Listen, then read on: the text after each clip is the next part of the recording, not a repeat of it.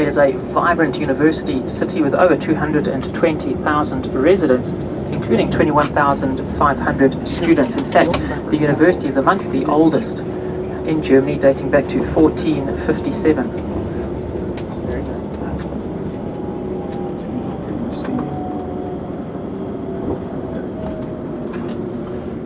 Now, as we take the corner to the right-hand side, please look directly ahead of you. You'll see a large tower. It is one of the original medieval gates leading into the imperial city of Freiburg. On that gate is a clock. Now, to the right of that tower, currently hidden behind those trees above the rooftops, is the single open stone latticework spire of Freiburg Cathedral. That will come into view for a very short while as we continue to drive down this left lane. So just keep looking straight ahead, and eventually that cathedral will show up from behind the trees to the front right-hand side.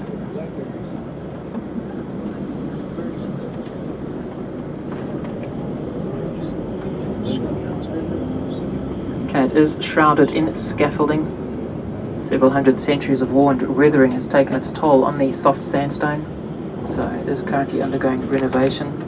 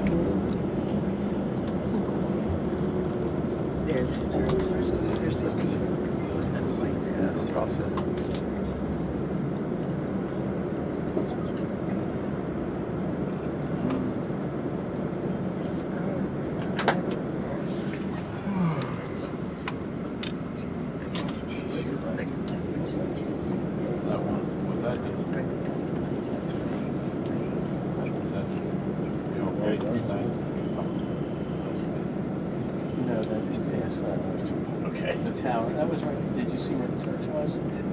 No, I missed that. Are you asleep? No.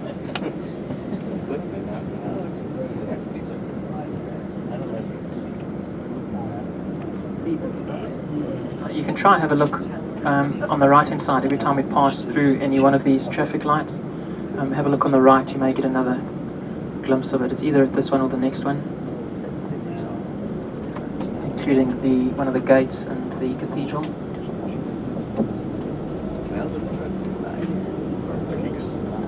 With that truck in the way.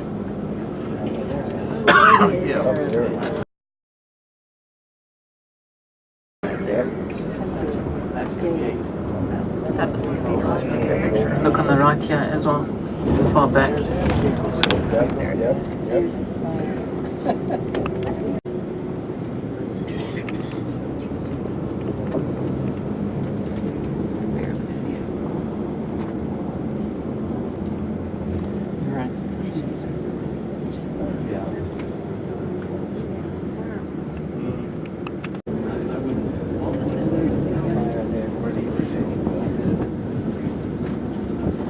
See, I think they ought to punish that, and they won't. They'll give him a wrist slap and say, "Don't do it." I guess it must be Chinese for sale. Well, I hope you're right. Oh, look at that building on the corner. It looks like a courthouse.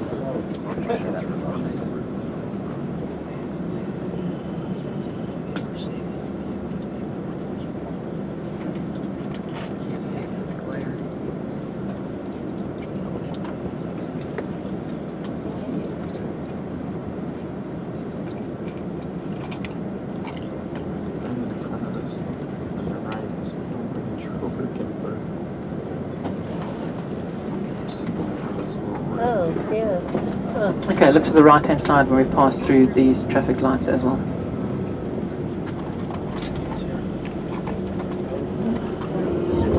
That's a better yeah, it's not the same.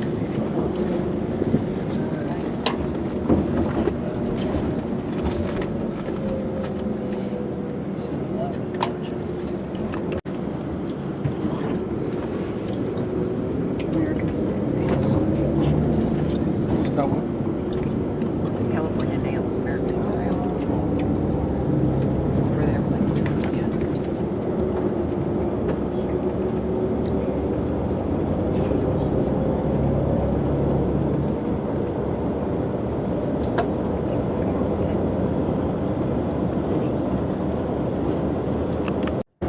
We're back on the Autobahn for a short way. And pale in color, one of the reasons why this area is used for intensive agriculture. Just ahead of us are a few of those agricultural fields on the left-hand side with the straw mulch laid between the plants. There's a strawberry field. And now you'll start to notice quite a few spargel fields, including the raised mounds of earth covered with white plastic sheets. That's On the right-hand side asparagus. is green asparagus. Now, white asparagus or spargel is grown from the same plant as the green asparagus. It is just kept hidden from ever seeing the sun, and that's the reason for growing it inside the earth covered by plastic. If the asparagus spear or shoot had to break through the earth's crust, it will be exposed to sunlight and start to produce the pigment, or the green pigment, chlorophyll, so that the plant can photosynthesize. So by keeping it hidden in the dark, it retains that white, almost translucent coloration. It is a much loved, sought after delicacy by the Germans, and they are teased by only having such a short growing season. The first harvest was reaped at the end of March, beginning of April, and the season ends quite abruptly on the 24th of June. The reason being, the farmers pull back the plastic sheets and allow the plant to grow through so that it can photosynthesize, and in so doing replenish its root reserves, ensuring another crop next year. Okay, so we have left the Black Forest mountain range behind us. We have driven across the flat Upper Rhine plain again, back towards the River Rhine. So that range you see directly ahead of you against the western horizon is once again the Vosges in France. Which are the best mountains.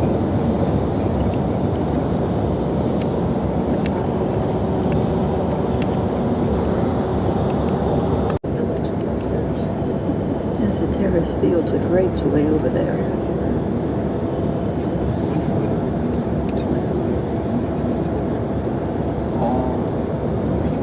Okay, so I've described the Aeolian sediments, the wind-blown dust that settled on the local geology, creating those soils.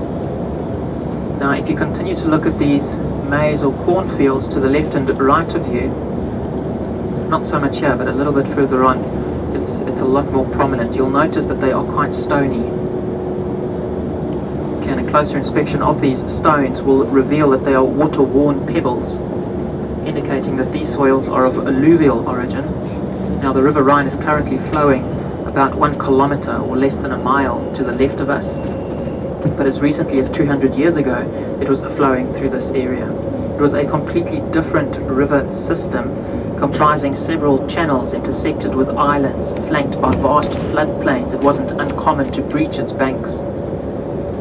Today it is controlled and channeled through the Grand Canal de Alsace.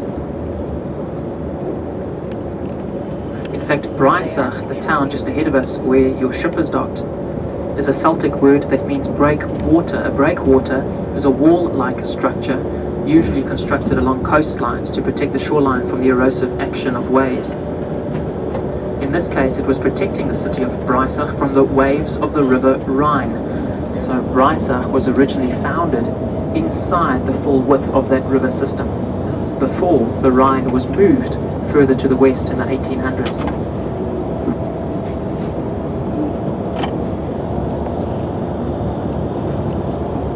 Horses.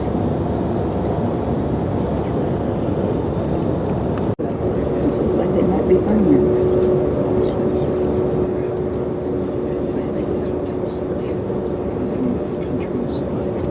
The increase in agriculture here on the floodplains led to a boom in the local wildlife population, including red deer and wild pig.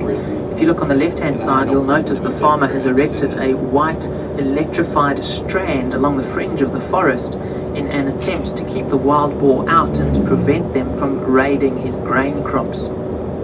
You may also notice several wooden box-like structures constructed on stilts. Those are hunting boxes. It isn't uncommon to come across wildschwein or wild pig on the menu of many local restaurants.